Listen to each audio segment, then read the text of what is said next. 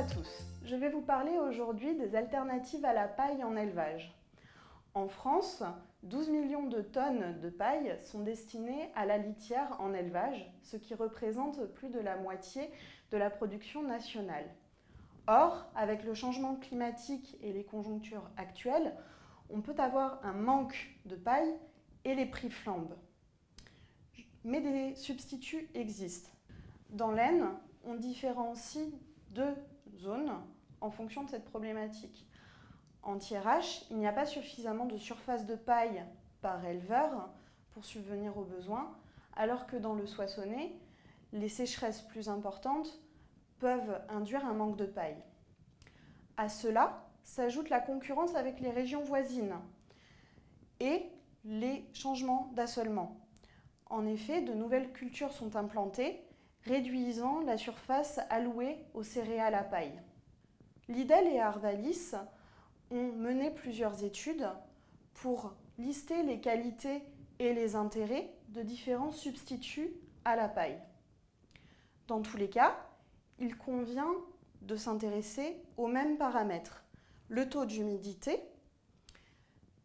le lieu de stockage bien au sec, surveiller la présence de déjection dans la litière et l'aération des bâtiments. Le niveau de salissure des animaux est à surveiller pour savoir quand rajouter de la litière.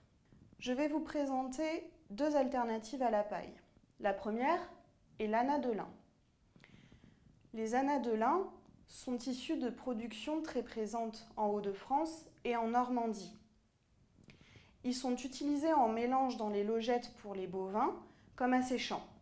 S'ils sont utilisés en pur, il revient d'être important de bien aérer la litière et de s'assurer que le bâtiment est suffisamment séchant.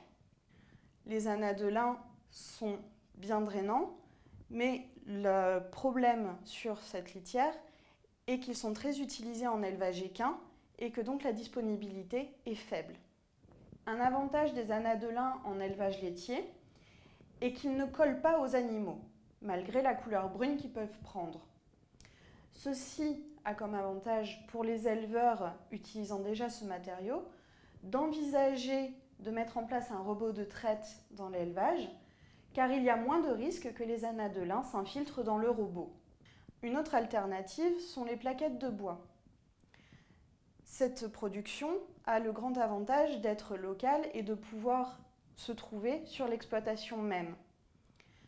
Les plaquettes de bois sont également bien drainantes et ont une bonne capacité d'absorption des jus.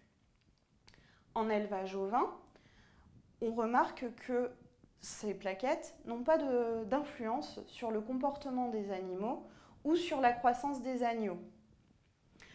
En élevage bovin, il a été montré que les vaches, lorsqu'elles ont à disposition des plaquettes ou de la paille, vont préférer aller se coucher sur les plaquettes. Attention, il faut surveiller le risque d'écharde avec cette litière. D'un point de vue économique, les plaquettes sont intéressantes lorsque le prix de la paille augmente. Sur le graphique suivant, vous pouvez voir que les plaquettes sont plus intéressantes dans la partie jaune du graphique et la paille dans la partie orange. Les substituts à la paille ne sont pas encore trop utilisés en élevage, mais au vu du contexte actuel et du changement climatique, cette utilisation va sûrement devenir de plus en plus importante. Merci à vous et au revoir.